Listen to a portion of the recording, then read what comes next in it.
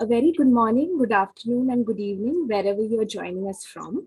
I'm Rangoli Mitra, a research assistant at the Institute of Chinese Studies, New Delhi. On behalf of ICS, I welcome you to the ICS Wednesday seminar. In today's panel discussion, we will be focusing on the topic China-EU relations in the wake of the Ukraine crisis. EU-China ties have been strained in the last few years, with systemic rivalry becoming the defining prism of the relationship due to various factors, such as the COVID-19 pandemic, US-China trade war, and the growing closeness between Russia and China. Especially since the war in Ukraine, the European Union and the United States have moved closer on tougher policies towards Beijing. China's position of neutrality is being seen as tacit support of Russia, which has further complicated strained ties. Moving away from traditional diplomatic language, the EU is now taking a tougher stance on China, even as economic and trade relations continue. In this context, today's seminar will focus on understanding the evolving EU-China relations and the impact of the Ukraine crisis on redefining the transatlantic stance on China. We have with us today Mr. Noah Bakin, Managing Editor with Rhodium Group's China Practice and a Senior Visiting Fellow at the German Marshall Fund of the United States, Dr. Gudrun Wacker, Senior Fellow at the Asia Division of the German Institute for International and Security Affairs, and Ambassador Arun K. Singh, former Ambassador of India to United States, Israel, and France, and Visiting Professor at Ashoka University. Chairing today's session is Ambassador Ashok K. Kantha, former Ambassador of India to China and Director, Institute of Chinese Studies, New Delhi. Before I hand over the floor to the chair, let me now lay out the housekeeping rules. All participants are requested to remain muted throughout the duration of the event. Please post your queries via the chat box or use the raise hand option. Please unmute yourself only when called upon by the chair to do so. I now invite Ashok sir to take over the proceedings. Over to you, sir. Thank you, Rangoli. Thank you for that introduction, not only of the distinguished panel we have, but also of the subject we are going to discuss today. Let me also welcome all of you to this edition of the ICS Wednesday seminar. As Rangoli mentioned, we'll be discussing EU-China relations in the wake of the Ukraine crisis. And for that, we have a very stellar panel just introduced by Rangoli. Rangoli has given the backdrop of our discussion today and how EU-China relations have become more strained in the recent past. It's a relationship which is extensive and multidimensional. It's a relationship in which both sides, China and the EU nations, have invested heavily. China has assiduously cultivated and encouraged the EU to take an independent position on this critical relationship outside the rubric of the Sino-US strategic rivalry. In the past, such an approach has resonated to a great extent on the European side, which greatly valued its trade and economic engagement with China. Last year, EU had a trade turnover of nearly 700 billion euros with China, though there was a massive surplus of nearly 250 billion euros in favor of China. EU and China were the largest partners for trade in goods in 2021. Additionally, trade in services accounted for nearly 80 billion euros in 2020. Over the last 3 years, however, we have seen EU relations with China acquiring a more complex character. The European Commission's document of 12 March 2019 on EU-China strategic outlook suggested that China is simultaneously in different policy areas, a cooperation partner with whom the EU has closely aligned objectives, a negotiating partner with whom the EU needs to find a balance of interests, an economic competitor in the pursuit of technological leadership, and a systemic rival promoting alternative models of governance. As EU documents have publicly acknowledged, EU-China bilateral relations have deteriorated over the past 1 year as a growing number of irritants have surfaced. These irritants include the EU concerns regarding the human rights situation in China, China's countermeasures to EU sanctions on human rights, Chinese economic coercion and trade measures against Lithuania, and the EU single market, differences on management of COVID, and also issues arising out of China's zero COVID policy, and most recently China's position on the war in Ukraine. Major differences between the EU and China on the Ukraine crisis might prove to be a watershed moment in the bilateral relationship, but we must note that these ties were fraying even prior to the Russian invasion of Ukraine. For instance, the comprehensive agreement on investment, which was negotiated with much fanfare, had essentially gone into limbo over exchange of sanctions between the EU and China. The aspect of systemic rivalry had acquired greater salience among the EU nations, which were increasingly concerned over China's aggressive behavior. There was greater convergence between the USA and EU in respect of the strategic challenge posed by China.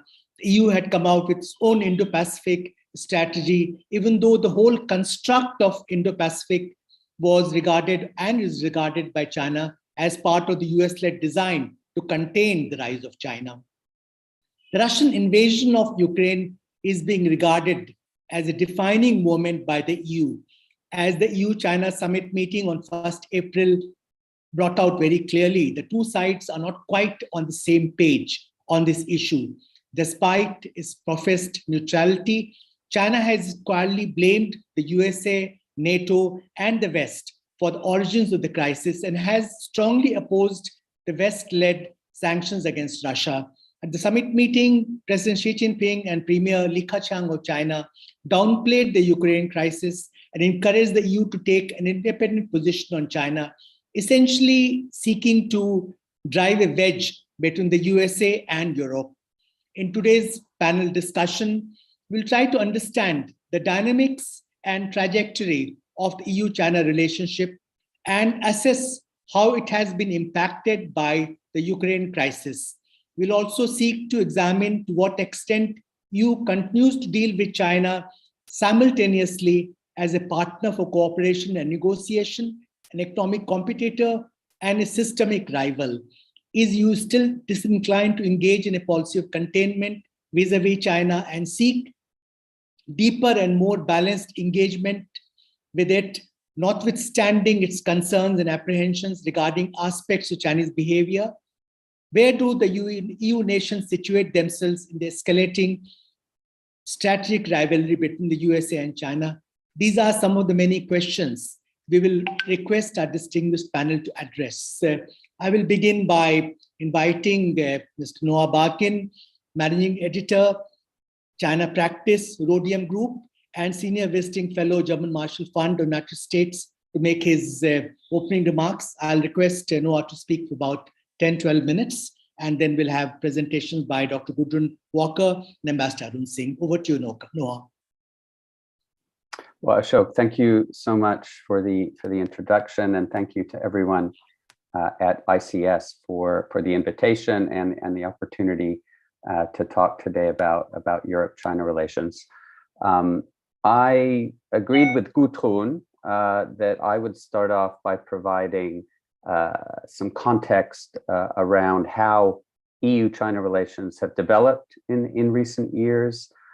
So how we got to the point where we are now, and then leave it to Gudrun to talk in a little bit more detail about the current crisis in Ukraine and how that has affected the Europe-China dynamics.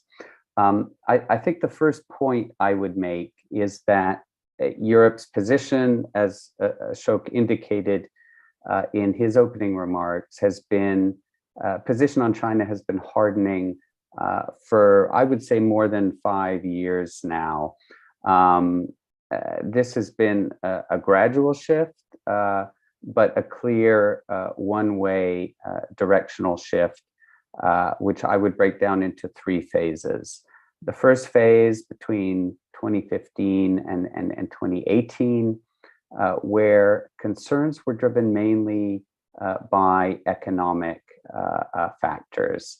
So Chinese acquisitions in Europe, a deteriorating environment for European companies in the Chinese market, and the realization that China was becoming a serious competitor in key industries, in part through state-driven initiatives like Made in China 2025. So we had this initial phase where economic considerations were really the driver. I think we entered a second phase, perhaps 2019 to 2021, in which concerns about China broadened out beyond the economic realm and became much more about geopolitics and systemic differences.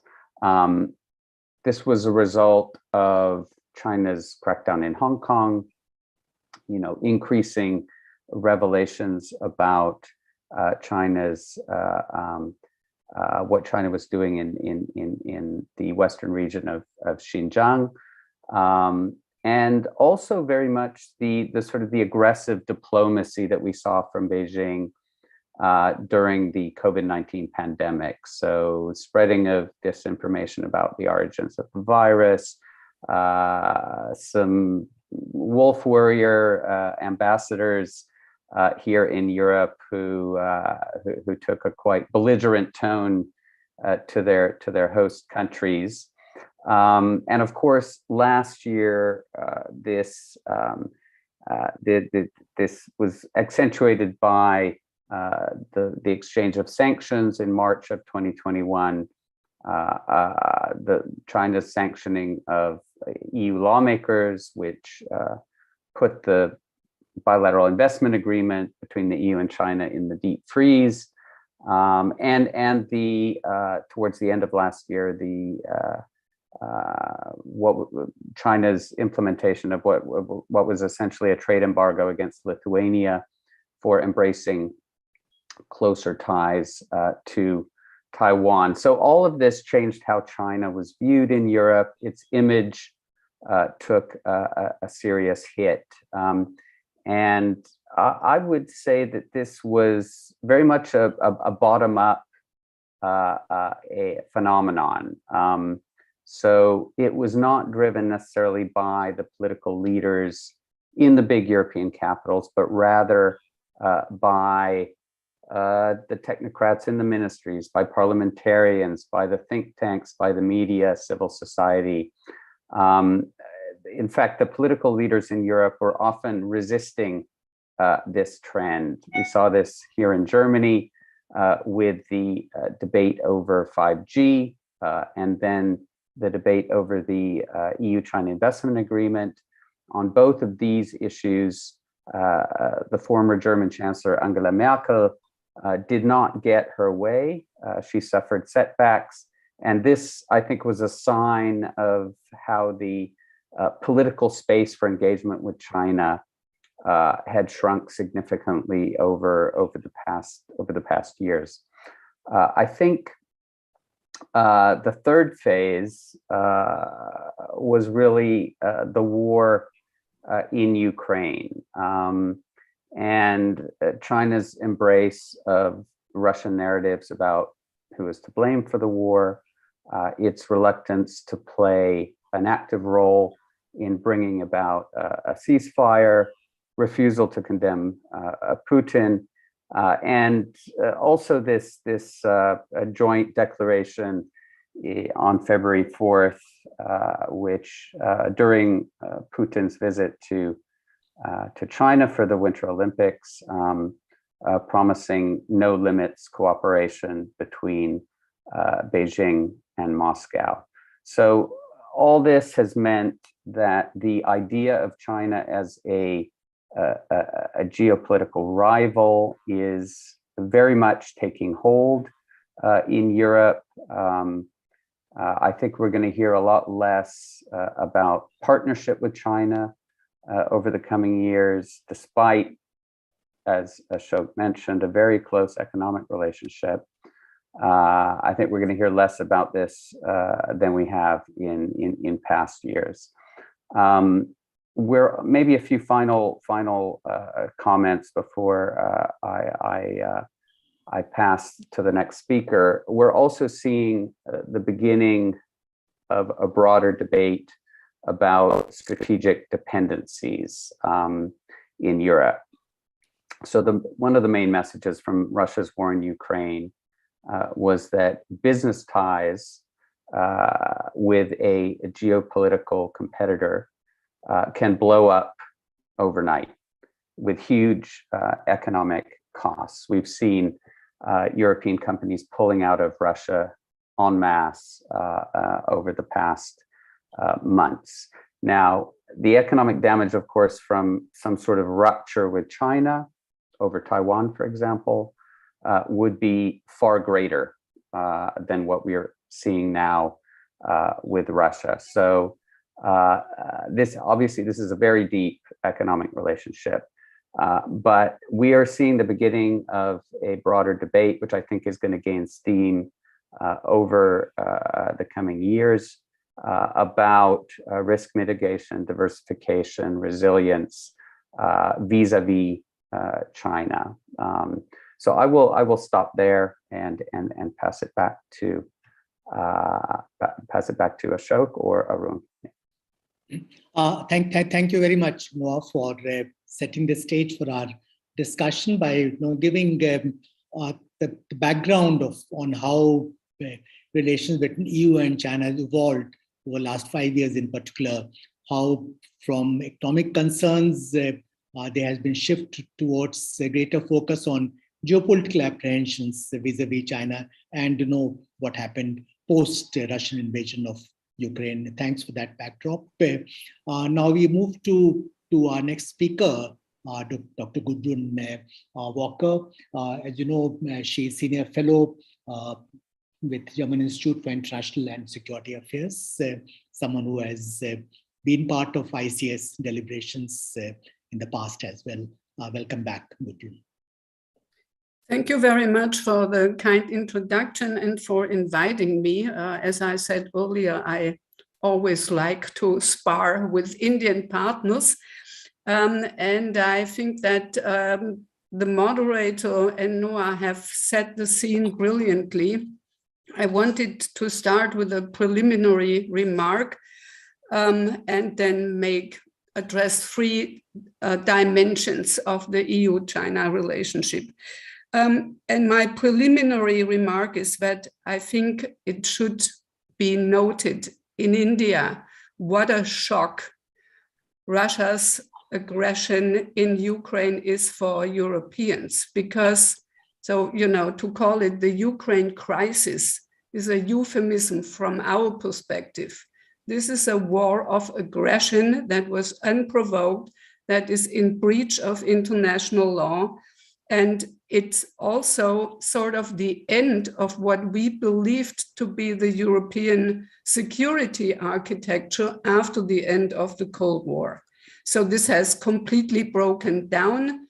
We're dealing with up to 4 million refugees.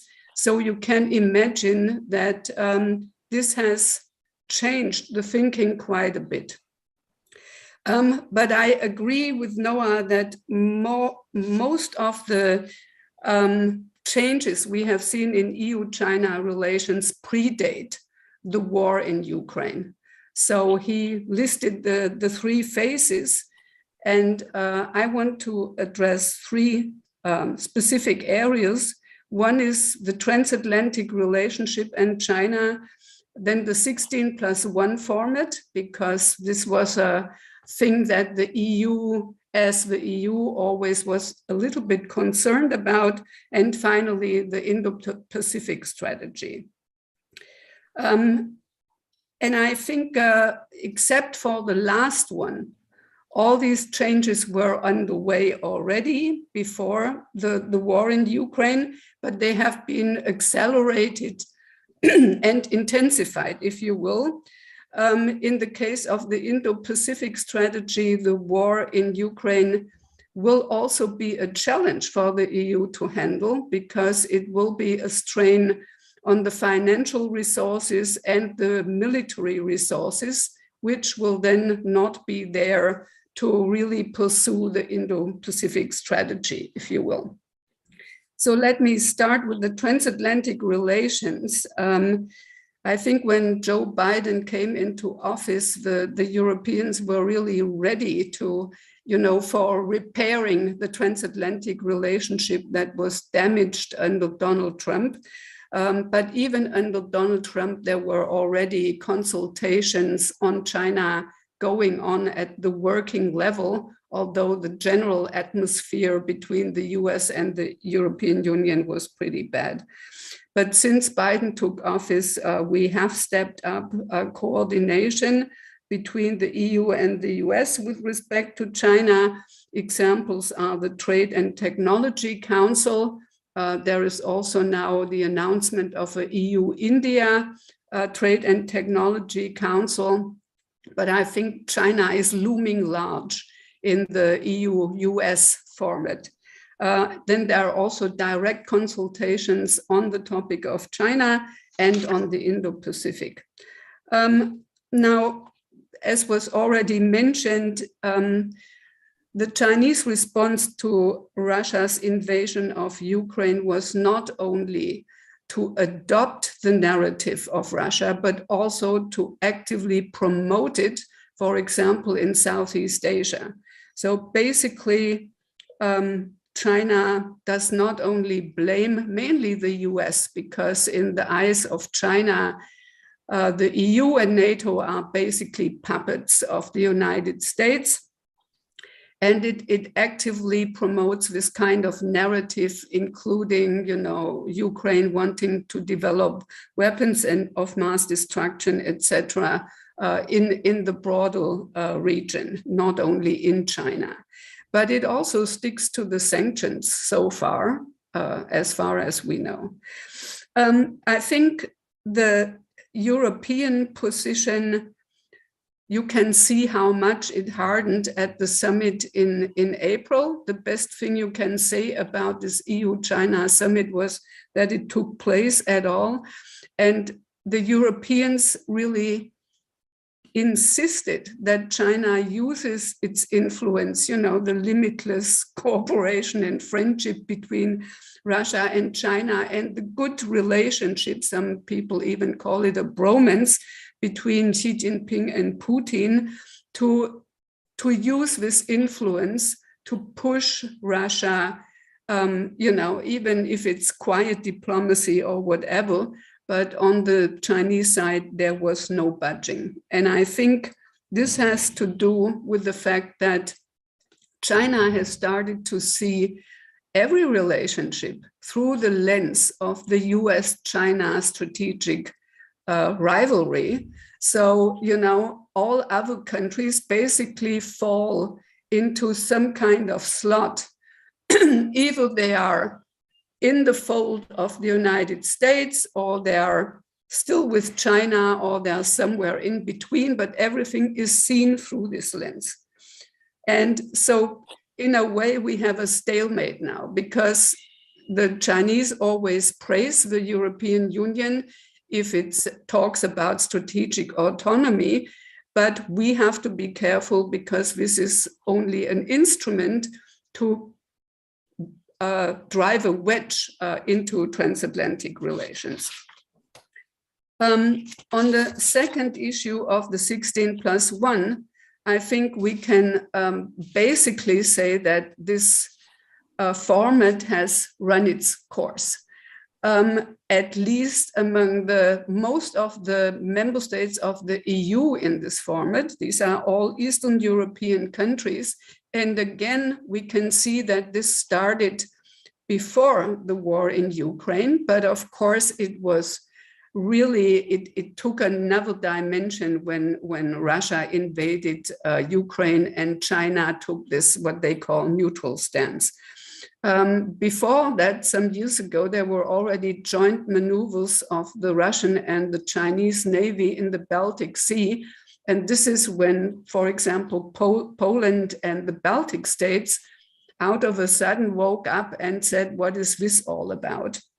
And for a long time, I think at least in Western Europe, there was this idea that we have to somehow improve the relations with Russia to pry them out of the embrace of China. Now we try the opposite, which is also not working, of course. But this Russia-China relationship has a deep influence on the thinking in Eastern Europe, because most of these countries still feel a direct threat from Russia. And so this adds to the fact that they were disappointed with the promises of investment coming from China, the gap between the expectations and reality. So now we see that I think, with the possible exception of Hungary and Greece, the rest will quietly turn away from the 16+1 format, at least of the EU member states. Final point on the EU's Indo-Pacific strategy. I mean, from the beginning, this was an effort to diversify and deepen relations with countries in the Indo-Pacific, including India, other than China. It was not, I would never talk of containment. Even the US say they don't want to contain China because it's impossible. So it's more about balancing, offering alternatives, deterrence maybe, and offering something to the countries in the region that does not fall into this binary between the US and China. So this is what the EU strategy was about. And again, this accelerated and intensified with the pandemic, because this already triggered the whole debate about supply chains. How dependent are we on medical equipment, for example, made in China? So this debate about dependency or over-dependency, security of supply chains already started at that time. And now, of course, with the war in Ukraine, it has taken a totally different dimension. I think the debate we are having on Russia, the dependency on oil and gas, is sort of 10 times that dimension if you talk about China, because there is not only how dependent we are on certain finished products, but also there is the rare earth issue that has not changed despite all efforts made in the last 10 years or not made. So Noah alluded to that. This is a very important debate where we see that we all need to diversify and thus become less vulnerable and more resilient to sort of buffer the shocks that can come when the supply is interrupted. But as I said, on the Indo-Pacific strategy, the war in Ukraine also presents a real challenge to the European Union, because diplomatically, yes, we still see the EU is very active, but there will be some constraints on the military resources and the financial resources that can be earmarked for the Indo-Pacific as such. I think looking forward, yes, the EU still talks about China as a partner and the Indo-Pacific strategy is inclusive and all that, but there is a clear shift to the systemic rivalry dimension of the relationship.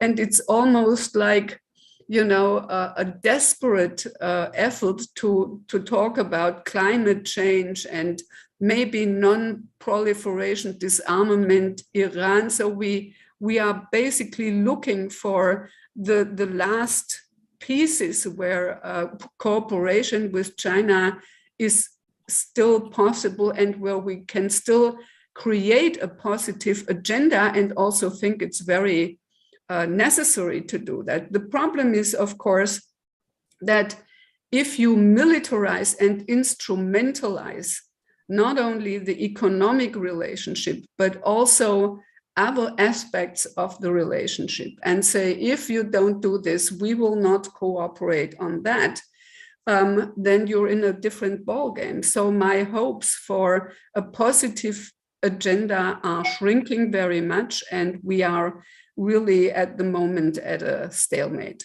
Thank you.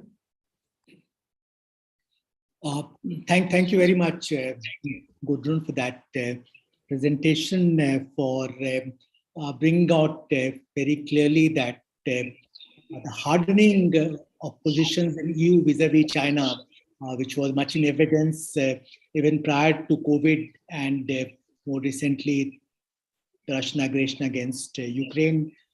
Those trends have been accelerated, and the space available for cooperation between China and EU has shrunk. You have brought out three very important areas of transatlantic interactions on China, 16+1 arrangement, how it's running out of course, and then EU's Indo-Pacific strategy, and how war against Ukraine will impact that strategy. Thanks for that presentation. We'll have more questions down the road. Now I turn to our third speaker, Ambassador Arun Singh, and request him to make his presentation. Thank you, Ashok. Thank you for your comprehensive introduction. I broadly agree with the points that Noah and Gudrun had made, but I'll just nuance a bit from my perspective. To start with, I'll quote from two sets of comments which convey a certain point of view, but are representative of the positions being given.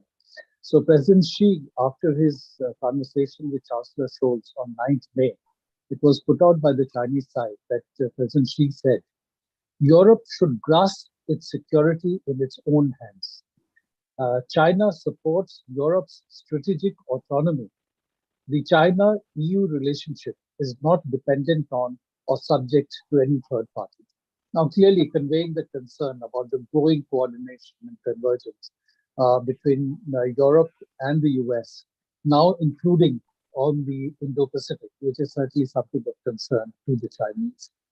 Earlier on 13th April, the US Secretary of the Treasury, Janet Yellen, was speaking to the Atlantic Council. And among the things she said were, one, going forward, it will be increasingly difficult to separate economic issues from broader considerations of national interest, including national security. Now, this is something now we are hearing repeatedly from the US administration, moving away from the earlier phase of globalization to now a more trust-based supply chain partnership. She went on to say, bring together partners that are committed to a set of core values and principles. The objective should be to secure free and secure trade. So earlier we were talking just of free trade, globalization. Now increasingly we are hearing about secure trade. There was a reference made just now to the question of the rare earth elements. She went on to say that US would deepen economic integration and efficiencies that it brings on terms that work better for American workers and with the countries we know we can count on. So two thoughts here, that earlier it was generally a sense of globalization, just to go for economic efficiency, overall increase in GDP, whatever be the distribution of income within society.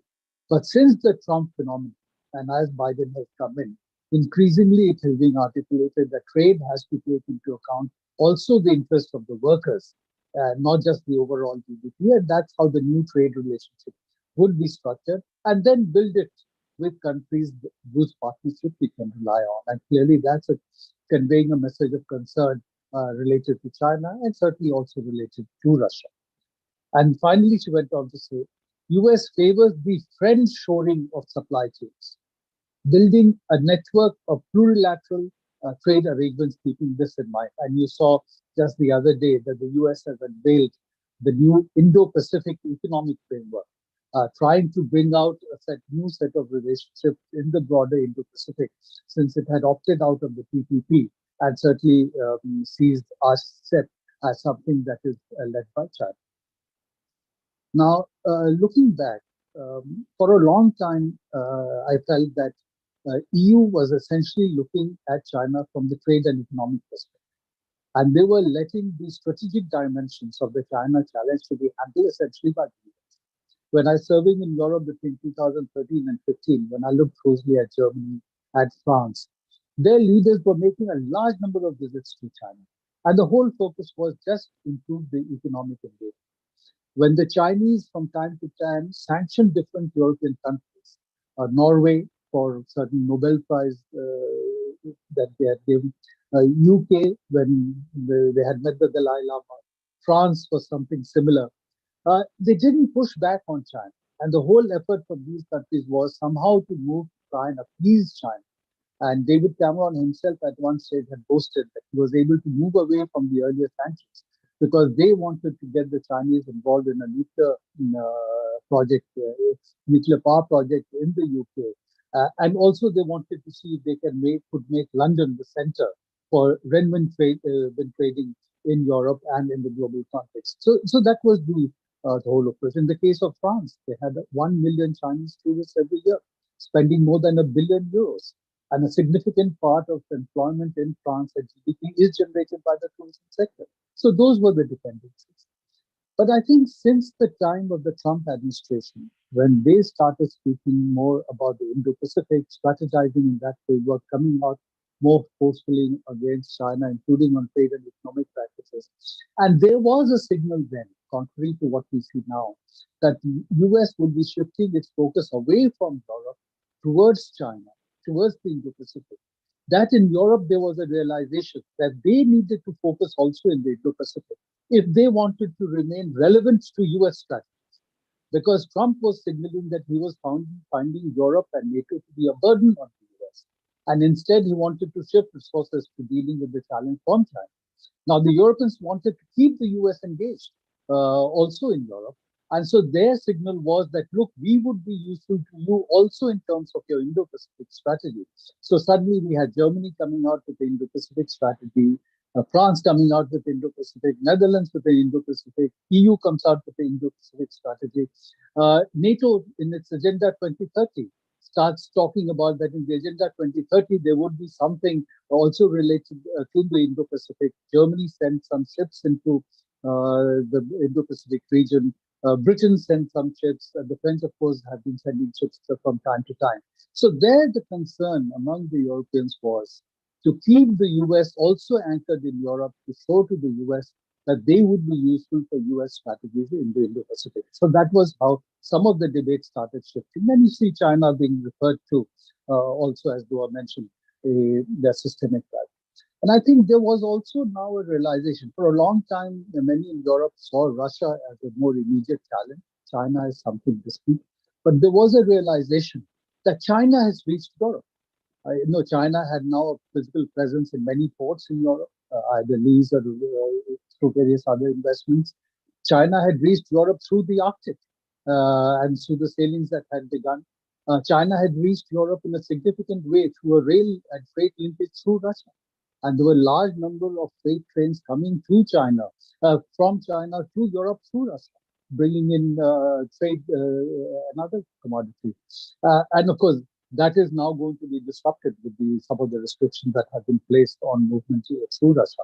So China had reached Europe. And then with the Wolf Warrior diplomacy that Noah spoke about. So in Europe, there was a growing realization that China also was a challenge to Europe. And of course, you saw some of the limits being placed on investment. So it is in the framework of all this that we are now seeing that the challenge that has been generated on account of what Russia's actions in Ukraine, and I think Gulsum spoke about how that has been a major shock in terms of how Europeans see a challenge to their security architecture. There was some inkling of that also in 2014 when Russia had taken action related to Crimea. And the shock that I saw Europe going through, that from their perspective, that this was the first time that the boundaries were being changed by force in Europe after the Second World War. Of course, from the Russian perspective, the West had used force in Yugoslavia, in Serbia, to carve out independence of Kosovo. So there were different narratives. But I think from the European perspective, suddenly something major had happened that they had to deal with. So as a result of this, one thing that we are certainly seeing, subject to some caveats, is that there has been consolidation of trade and of transatlantic unity. And that will also need to reflect itself in how US and Europe are relating to China. The potential expansion, and now they've applied for memberships, Sweden and Finland, is a very, very major development that has taken place. Within the US, except for some marginal elements, the more extreme wing of the Republican Party entirely with Trump, there has been consolidation on the Russia strategy, and earlier there was a consolidation also on the China strategy. And these two are coming together. For a long time, many strategists saw the European theater and the Pacific theater as two separate theaters. Now many are talking about a common Eurasian challenge that the US and Europe has to deal with, and I think some of the strategies would emerge from that. And I think the second thing that we are seeing related to the Russia and Ukraine crisis, which will also have an impact on how the West relates to China, is the weaponization of economic instruments. That some of the measures taken, for example, the action against the central bank, are something that have been unprecedented before. But again, we are seeing the cost of dependencies. There's certainly a cost to Russia of the actions that are done, but there's a cost to Europe. There's cost to the West. I mean, energy prices have got up. There's a challenge to food prices all over the world, including Europe. So there is a blowback, including in Europe, in terms of the economic impact, the inflation that has taken place. Now, whether the same strategies would be used against China, and I think Gudrun sort of hinted at that, is a question mark, because the linkage with China is far deeper. And therefore, would the West be prepared? It would depend on how the political and public opinion mobilizes at that point of time. Will they be ready to bear the cost of major sanctions against China? Because it will have an impact on their societies. Already we are seeing in Europe divisions related to oil. Hungary, Czech Republic, Slovakia have opposed the EU proposals related to oil embargo. And there are some other areas where some of the measures against Russia are being opposed. For example, France has said that EU membership of NATO is several decades away, while others are talking of earlier membership. Germany, of course, has been undergoing a journey of its defense policies and other things with the impact of what's happening related to Russia.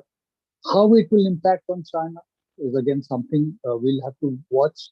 You see the debates and divisions within German society, but many are now making the argument that if Germany is bearing pain, to some extent it is justified, because earlier in the 2008 financial crisis, Germany had demanded that Greece should bear the pain of its fiscal irresponsibility.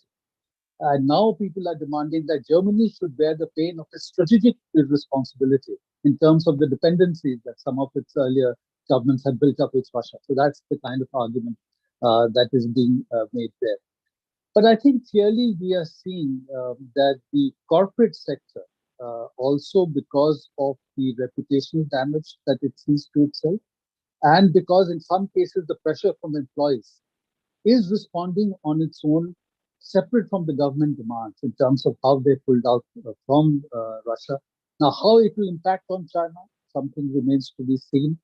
So far, despite the measures that Trump had taken related to tariffs, companies had stayed on in China. They were not really moving out. With the measures that China has taken related to COVID as part of its zero COVID strategy, and strict limits on people going in and out, including foreign nationals working there. There has been some rethinking, but you'd have seen the latest report of the European Chamber of Commerce suggests that large number of European companies are rethinking their present engagement in China and would like to look at the China plus strategies of moving the supply chain. So I think these are some of the trends that have developed. And looking ahead, I think one can say that there is a major journey going on in terms of the European assessment of China's strategies and linkages. I think we are at an inflection point, and much will depend on public political opinion consolidating in the West and the opportunities that are available for building new supply chain relationships that are seen as more secure supply chain relationships. And I think one interesting dimension would be, how does Europe react to the new Indo-Pacific economic framework that has been put in place or is being introduced by the United States? Thank you. Thank you very much, Arun, for bringing out those trends which characterize evolution of EU's relation with China. And you rightly pointed out that from a situation where economic engagement was the primary preoccupation, there are a whole lot of other concerns which are defining EU's position in respect of China. You have, in fact, raised a number of questions which will redirect to other speakers. So let me now, take advantage of my position as the moderator and pose one question each to Noah, Gudrun, and Arun. I'll start with Noah. I know some time ago I saw a thread of tweets by you about how a survey by German Chamber of Commerce about German companies in China rethinking their engagement there, both in the context of China's zero COVID strategy and the fallout of Russian invasion of Ukraine. Arun brought out that how any decoupling or disengagement from China will be so much more difficult.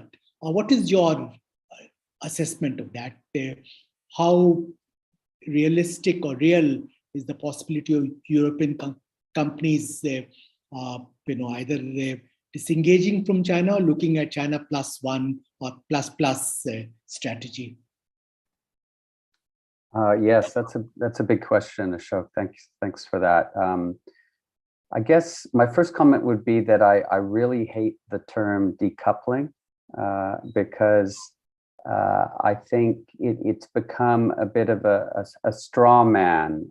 Even the Biden administration doesn't use the term decoupling, but we do see politicians in Europe, including the German Chancellor, when he talks about China, saying we don't want decoupling. I think it's we're not talking about a black and white situation here. I think it's much more gray. We're talking about companies diversifying, taking a closer look at their supply chains, making sure that they have alternative suppliers for critical inputs. I think the mood in European industry, and I sit in Germany, which obviously has the closest economic relationship to China.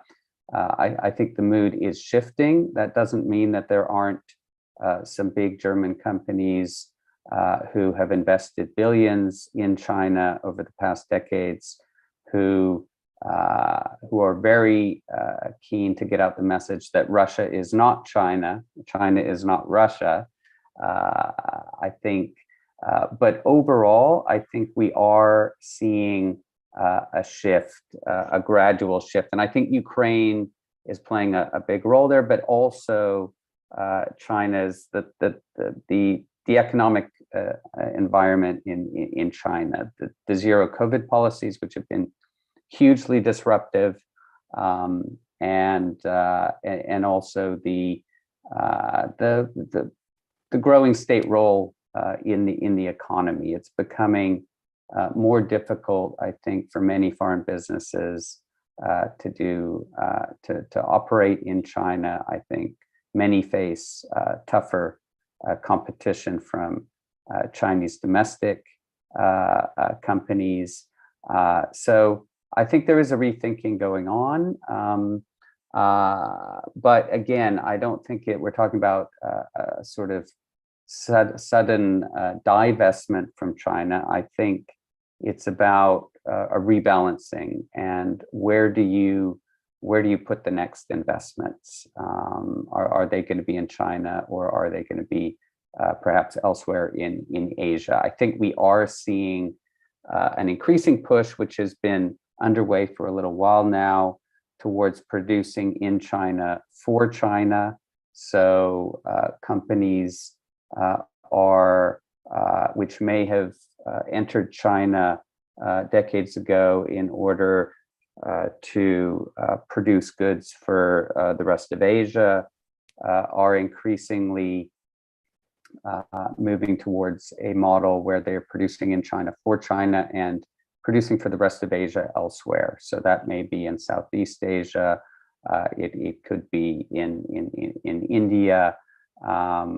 So that, I think, is the I don't think we're talking about a sort of a rapid decoupling. One hopes that is not going to happen, because I think that would be extremely painful. But I think we are going to see a gradual rebalancing among European companies, hoping that a shock like we've seen in Russia is not going to happen in China. Thank you, Noah, for that very thoughtful response. Let me now turn to Dr. Wacker. Gudrun, you talked about China increasingly looking at issues through the prism of its strategic rivalry with the USA. To what extent the converse is true for the EU? My question is, to what extent EU is looking at its relations with China in context of the escalating big major power rivalry between the USA and China?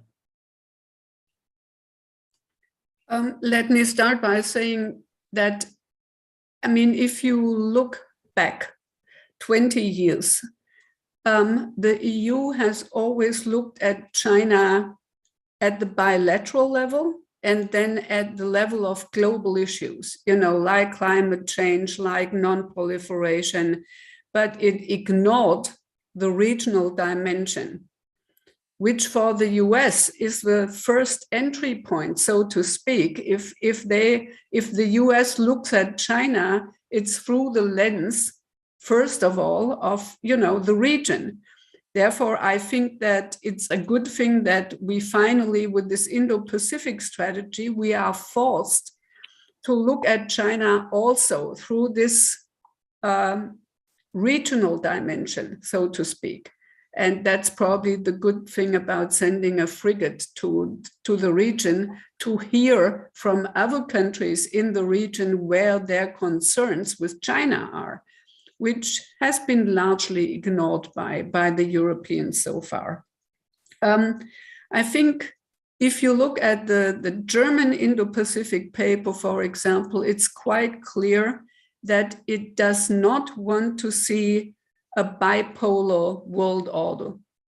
This is what the European Union also wants to avoid. We don't want to see a world that is dominated by two great powers again.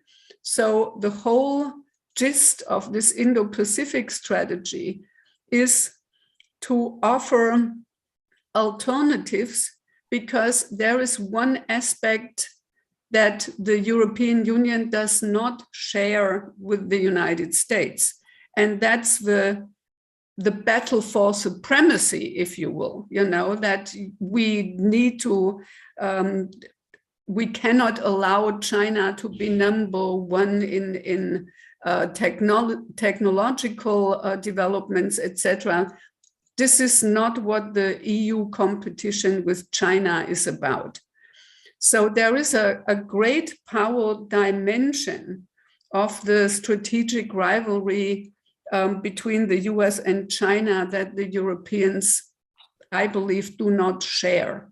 They share that China is a challenge to the international order, to the way we like to see norms and standards develop in the future, that there are global commons that should not be fragmented by different standards, which is well underway already. So I think the appeal of the European approach is more to the small and medium-sized countries to avoid being forced making a choice. We don't want to make this hard choice in the end, although I know where we, where we'll come out if we are put in front of this choice. But we try to delay it and avoid it, just like a lot of countries in the Indo-Pacific, Southeast Asia, etc., also try not to be the playing ground for this great power competition. And I think there lies the difference between the Europeans and the United States. And also, and that's probably more me personally, I don't think that this framing that is very popular in the United States, that this is the ultimate battle between autocracy and democracies, is very helpful in the end, because you can share common interests with countries that don't have the same political system. And I think the Ukraine war has brought out a diverse response, including from Southeast Asia, for example, where Singapore, nobody would call Singapore, the full-fledged democracy, I'm sure. But they immediately, I mean, they were on the, they condemned the Russian aggression, and unprecedented unilateral sanctions were passed by Singapore. So you see that in a way, this black and white world is not a good framing, because it will alienate partners that you can bring to your side because they share the same interests. I mean, no country wants to be bullied around, right? And to be very frank here, it's not only China that bullies countries around. Let's leave it at that. Thanks. Let me now, turn to Arun with one question. Arun, my question is, how do the Europeans compare positions taken by China and India in respect of the Ukraine crisis? Superficially, there are some similarities. Both India and China have refrained from naming Russia or condemning Russia, but at the same time, unlike China, India has not quite bought into the narrative of Russia, or put the blame on the USA and NATO for origins of the war in Ukraine. How do you see the Ukraine factor impacting relations of China on one side and India on the other hand with the European nations? So in fact, in some of the conversations I've had with friends in the US think tank community, they have been telling me that in their conversations with people from the Chinese think tanks, the Chinese have been trying to sell the lie that the Indian and Chinese positions are very similar on this, and therefore, they should look at India a little more anxiety and concern, and not be so critical of China. But I think both in Europe, US and Europe, there is a recognition that the Chinese and Russian position is far closer. I think the February 4 joint statement, the support, and then what has been said as the amplification of Russian talking points by Chinese messaging, I think something that has been noticed. I think there is a recognition of India's compulsion related to Russia because of the historical and the defense relationship. I think there's been a recognition of some of the evolution that is taking place in India's position, where there's increasing articulation related to sovereignty, territorial integrity.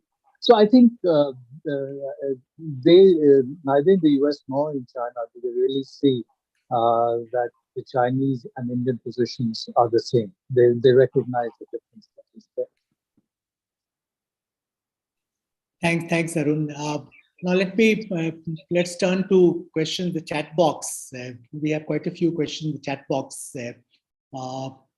Let me start with a question from Mr. Rapai. He's asking whether the EU is not concerned about genuine security interests of Russia in respect of expansion of NATO. Gudrun, would like to respond to that question? Yeah, I try to be really brief because this is not the main topic of our conversation today, but I think, there has been an evolution over 30 years now. And I think mistakes were made. I recently heard a feature on the radio that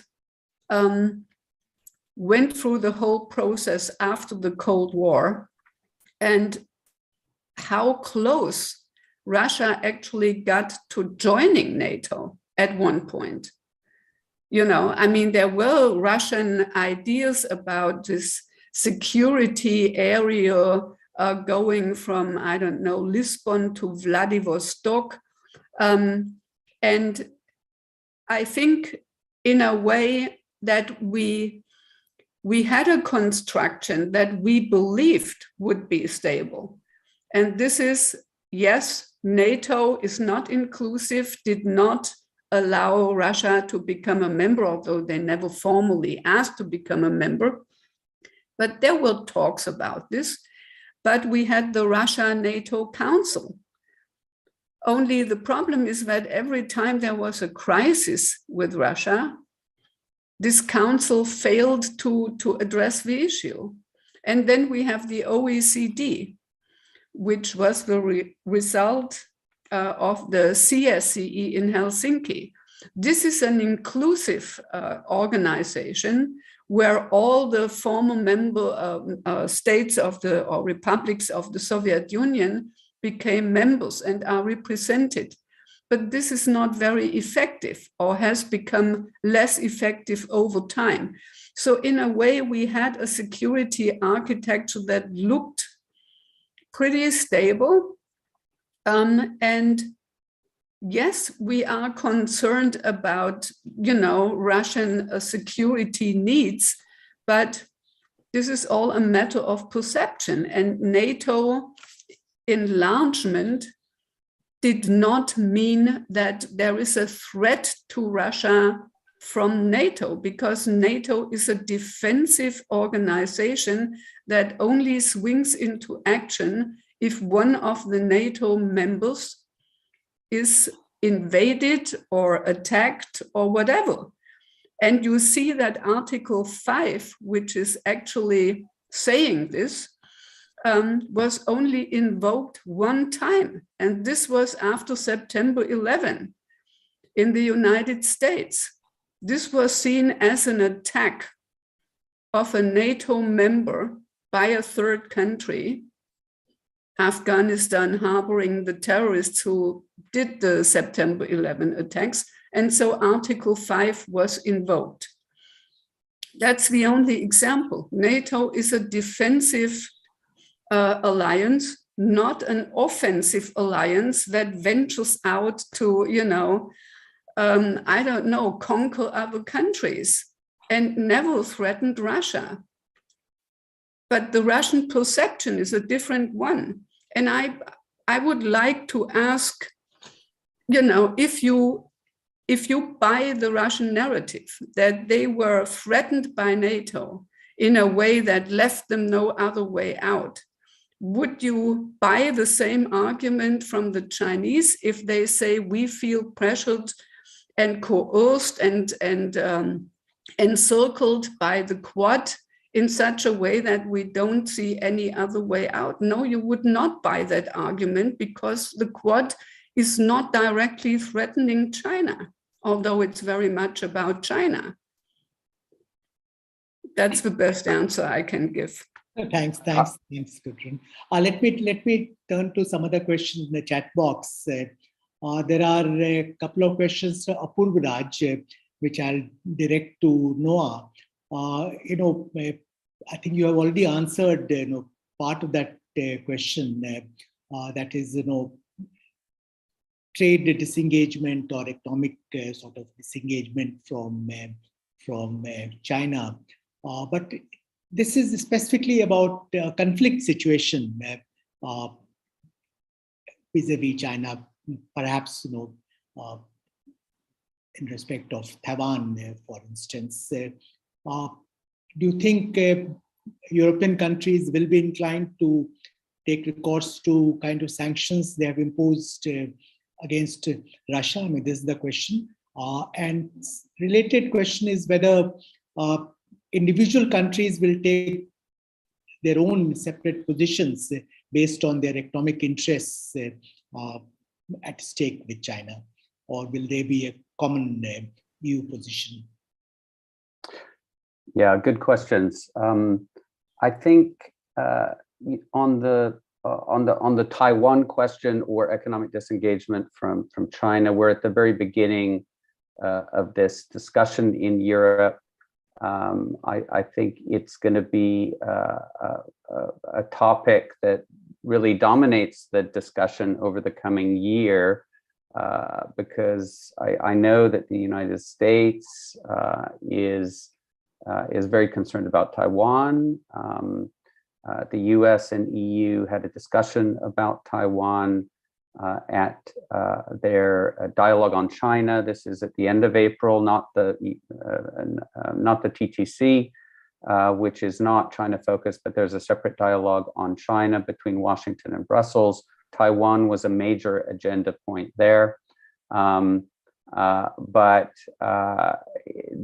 a shock like the one that we've experienced with Russian energy, a similar shock with China is almost unthinkable in economic terms because of the closeness of the economic relationship. So I don't think this is a relationship that an economic relationship you can pivot from China to other countries very quickly. It's about rebalancing, as I said, and we're at the very beginning of this discussion. On the issue of divisions in Europe based on the closeness of their ties with China, I think the EU is 27 different countries. There are different blocks within the EU. You have Hungary on one extreme that uses its relationship with China as leverage against the EU.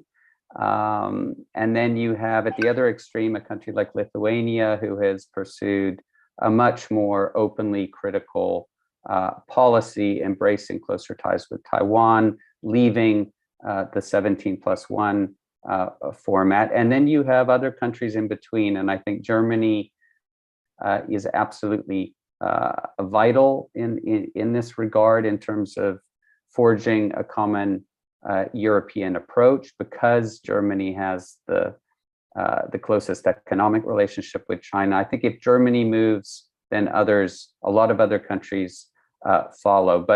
So perfect unity, I think, is impossible. But I think we do have more of a consensus in Europe now on China than we've had for years, and that's partially because of Ukraine. I think Gudrun talked about the shifts in Eastern Europe. The view of China in Eastern Europe, I think, is changing. We have more critical governments in Czech Republic, for example, but also in the Baltics. We're seeing a lot of solidarity with Lithuania and real concerns about China's tacit support for Russia in Ukraine. So no perfect unity is possible, but I think we are moving towards a more unified European approach. And I think Germany will be absolutely key. Germany is working on a China strategy. We'll see what comes out of that, but I think part of that will be a broader European discussion about how to take this forward. Thank you. This conversation is being broadcast on a YouTube channel. So we have a question from Jaideep Gadavi on our YouTube channel. This question is about a comprehensive agreement on investment, status of that, prospects of that agreement. Gudrun would like to comment on that? CAI between the EU and China. I think on the comprehensive agreement on investment with China, I don't know whether the new government makes a difference, but this was pretty much dead in the water before the elections in Germany. The bad thing about the change of administration in the US was that the EU signed the agreement in between administrations in the US. So it was a horrible timing because it was the outgoing Trump administration, but before the inauguration of Joe Biden. So the US were taken aback by the lack of consultation, and it was generally seen as a final push by Angela Merkel to safeguard her legacy on EU-China and German-China relations. So it was always controversial in the European Parliament, and the European Parliament is the institution that has to ratify this agreement. It was always clear that they would not do that without, substantial amendments and changes. But then came the European sanctions against Chinese officials that had to do with the human rights violations in Xinjiang, and the counter sanctions of China, which included parts of the European Parliament and then also some European think tanks and think tankers. And since that time, the Kai is basically in the deep freezer, and there it might remain. I don't see that this will change without the sanctions being lifted between the EU. The Chinese, of course, want the EU to lift the sanctions. The Europeans say, but the situation has not changed. I mean, now we have new evidence for the human rights violations in Xinjiang.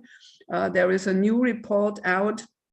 So I don't see that this has anything to do with the US administration or with the new German administration, because from the beginning, as soon as it was signed, it was controversial, and through the sanctions, it's in the deep freeze. So, and at the moment, we don't see any movement on the Chinese side, to move in any direction that would help, and neither is the EU.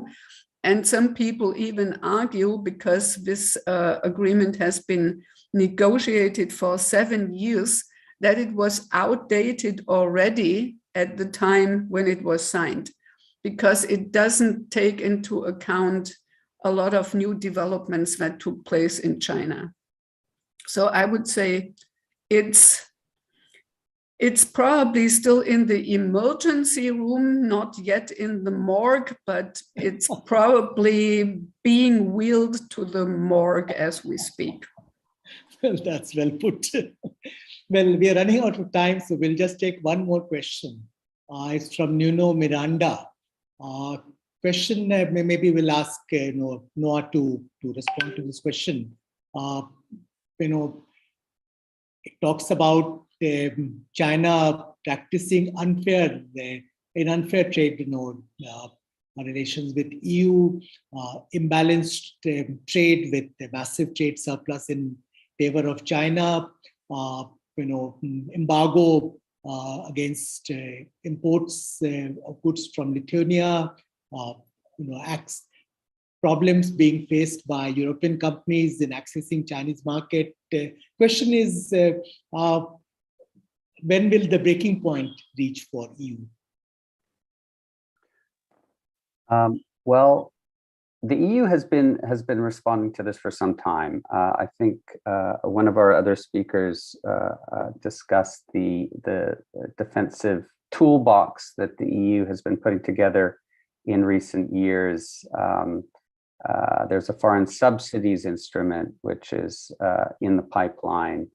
There was an overhaul of the export controls, dual-use export controls regulation last year, supply chain due diligence, international procurement instruments. So the EU institutions, with the support of the member states, have been working on a number of tools, very technocratic regulations, which are meant to ensure reciprocity in the economic relationship. We've also seen in Brussels the appointment of a new trade enforcement officer, and we've seen a number, over the past year alone, a number of EU complaints at the WTO against China for a variety of reasons. Lithuania is the most recent. And then at the multilateral level, the EU is obviously discussing these issues with the